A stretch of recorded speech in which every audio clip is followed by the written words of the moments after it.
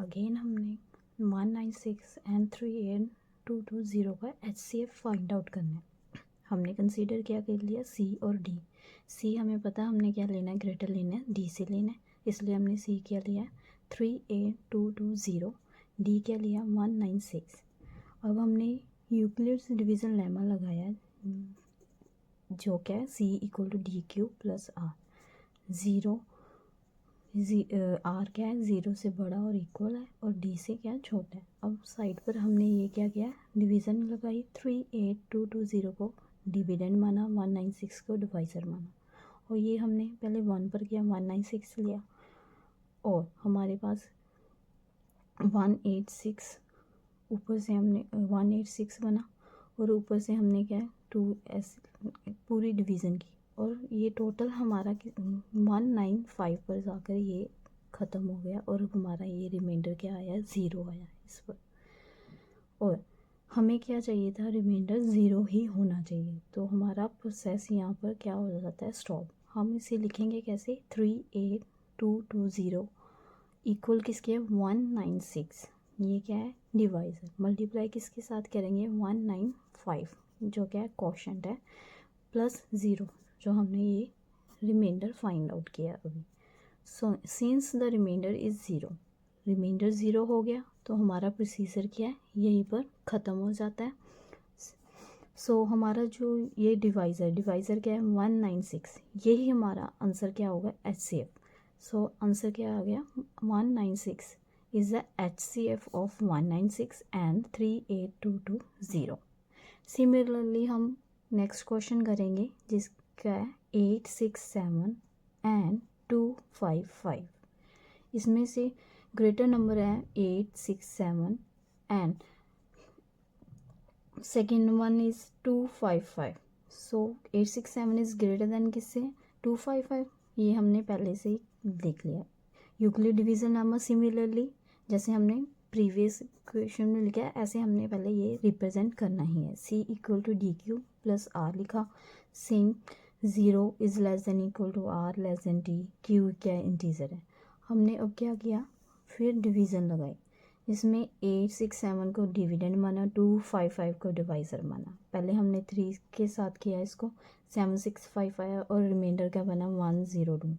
अब हमारे पास रिमाइंडर 0 तो आया नहीं है, हम इससे फिर फर्दर स्टेप फॉलो करेंगे जिसमें क्या है 255 जो हमारा डिवाइज़र है वो डिविडेंड बन जाएगा इस स्टेप में, और 2 पर हमने इसको डिवाइड किया तो हमारे पास क्या आया 51। अगेन हमारा रिमाइंडर 0 नहीं बन रहा, और जो डिवाइज़र था वो अगेन डिविडेंड बना 102। हम जब 51 को 2 के साथ मल्टीप्लाई किया तो हमारा ये प्रॉपर 102 आ गया, और रिमाइंडर क्या आया 0 जो हमें चाहिए था। बट हमारे ये कितने स्टेप बने, 1 स्टेप, 2 स्टेप और 3 स्टेप, ये 3 स्टेप बने। हम इन 3 स्टेप को पहले लिखेंगे कि 867 कैसे बनेगा, 255 को मल्टीप्लाई किसके साथ 3 किया, प्लस रिमाइंडर क्या बना 102। नेक्स्ट 255 कैसे बना, 102 को किसके साथ मल्टीप्लाई करेंगे 2 के साथ, प्लस रिमाइंडर जो बचा वो क्या लिख देंगे plus 51। Third step 102 equal to 51 multiply 2 plus reminder क्या है 0, रिमाइंडर हमने 0 ही चाहिए था, मतलब हमारा ये प्रोसीजर यहाँ पर स्टॉप हो जाता है। डिवाइज़र हमारा यहाँ पर क्या है 51। सो डिवाइज़र रिमाइंडर 0 पर डिवाइज़र क्या है 51, वही हमारा HCF होगा। HCF 51 किसका आया, 867 एंड 255 का।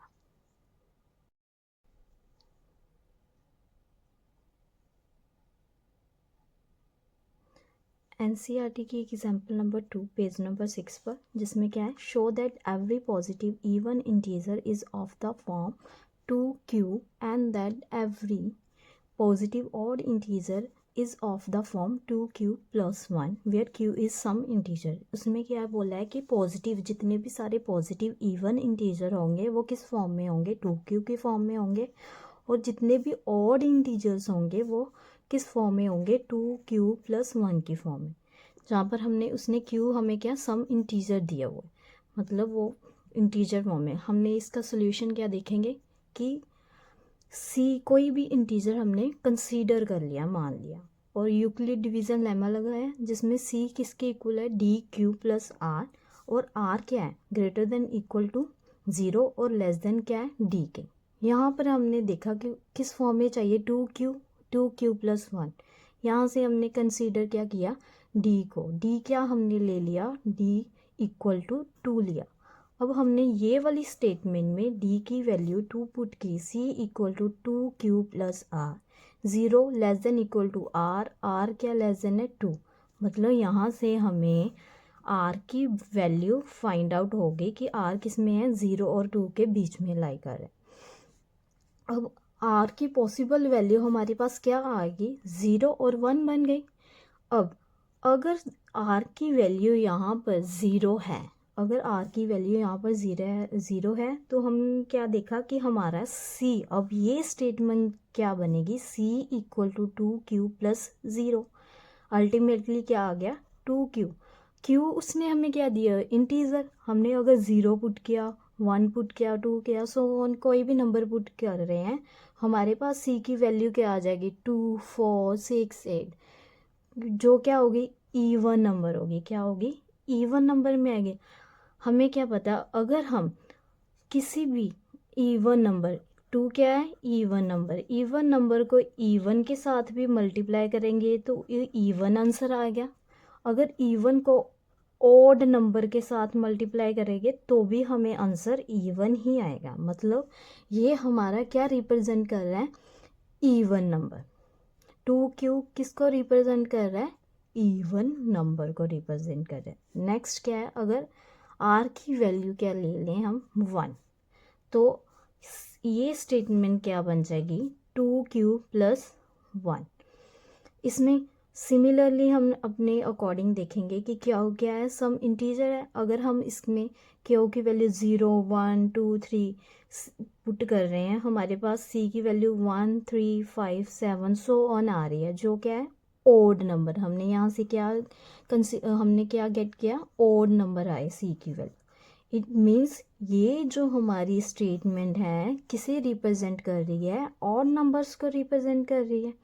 सो ये यहाँ से हमने ये प्रूफ कर दिया कि कोई भी, जितने भी पॉजिटिव इंटीजर, हम पॉजिटिव इंटीजर ले रहे हैं, वो किस फॉर्म में होंगे, 2q फॉर्म में होंगे। और c क्या है, अगर c क्या है, इवन है, तो वो किस फॉर्म में है, 2q की फॉर्म में। अगर c ओड पॉजिटिव इंटीजर ले रहे हैं, आ रही, उसकी वैल्यू c की ओड पॉजिटिव इंटीजर आ रही है, तो वो किस फॉर्म में होगी, c equal to 2q plus 1 में। अब हम नेक्स्ट एग्जांपल करेंगे थर्ड, जिसमें क्या है, show that any positive odd integer is of the form 4q plus 1 और 4q plus 3 where q is some integer similar to previous example. उसने हमें क्या किया, पॉजिटिव इंटीजर बोल दिया, इसमें ऑड, पॉजिटिव ऑड इंटीजर बोल दिया। इस उसमें ऑड भी था और इवन भी था। अब हमने अकेला क्या लेना है, ऑड लेना। इसमें सिमिलरली हम लिखेंगे, let C be any integer और now by Euclid division lemma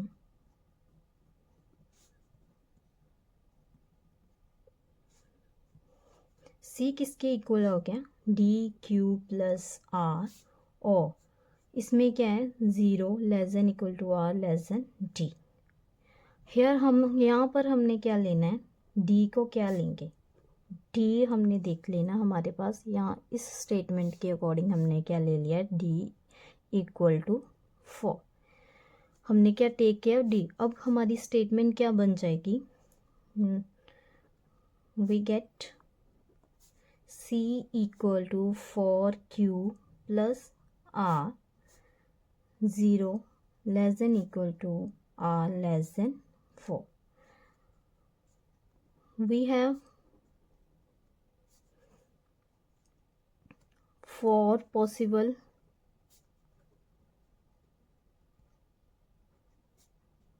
values of r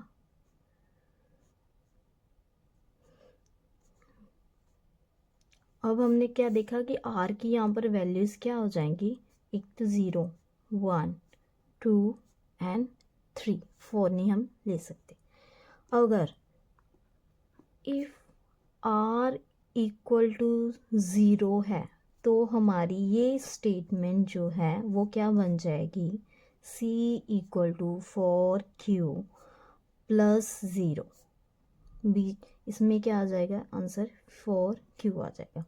और 4 क्या है, 4 इवन नंबर है, इवन को ऑड के साथ भी अगर मल्टीप्लाई करेंगे, इवन को इवन के साथ मल्टीप्लाई करेंगे तो भी इवन आएगा, इवन को ऑड के साथ मल्टीप्लाई करेंगे तो भी क्या आएगा, इवन नंबर ही आएगा। बट हमने क्या लेना, पॉजिटिव ऑड इंटीजर लेनी। इसमें क्या ये हमारा सोल्यूशन नहीं है, 4q हमारा c इक्वल टू 4q हमारा सोल्यूशन नहीं है। नेक्स्ट हम क्या लेंगे, अगर r equal to 1 then c क्या आ जाएगा, 4q प्लस 1। अगेन हम q की वैल्यू अगर हम 0 1 2 कुछ भी ले रहे हैं, q equal to 0 1 2 3 so on, तो c की वैल्यू क्या बन जाएगी, 1।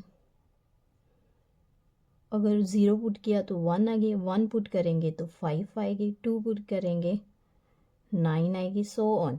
ये क्या है, ऑड नंबर, जो हमें क्या चाहिए, मतलब c किसको रिप्रेजेंट कर रहा है, ऑड नंबर। ये हमारा क्या है, सोल्यूशन है, c equal to 4q plus 1, ये हमने कंसीडर करना है।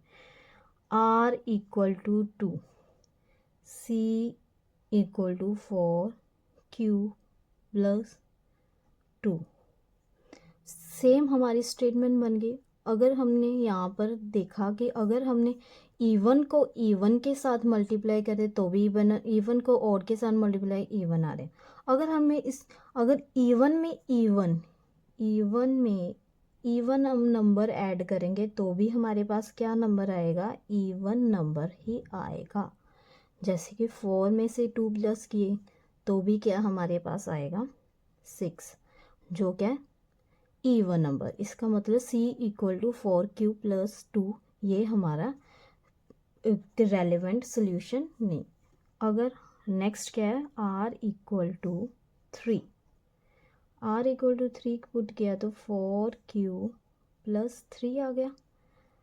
और अब हमारे पास में q की वैल्यू पुट कर रहे हैं तो वो हमारे पास साइड पर हमने वैसे 0 1 2 सो ऑन जितनी भी वैल्यू पुट की और c की वैल्यू हमें क्या मिल जाएगी। अगर 0 पुट कर रहे हैं तो 3 आ जाएगा, 1 पुट कर रहे हैं 7 आ जाएगा, अगर 2 पुट कर रहे हैं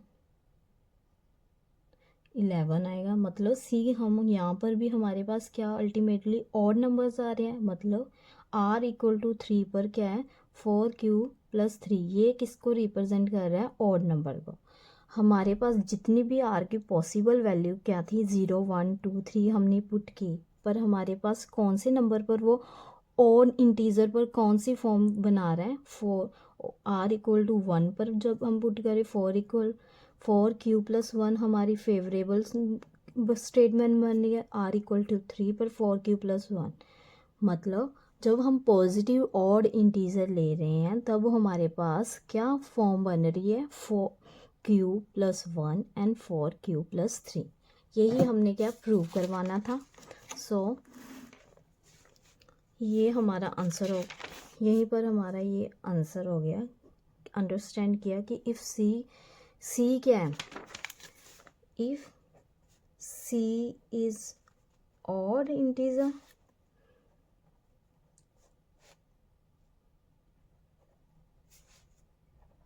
then it is form of 4q plus 1 and 4q plus 3।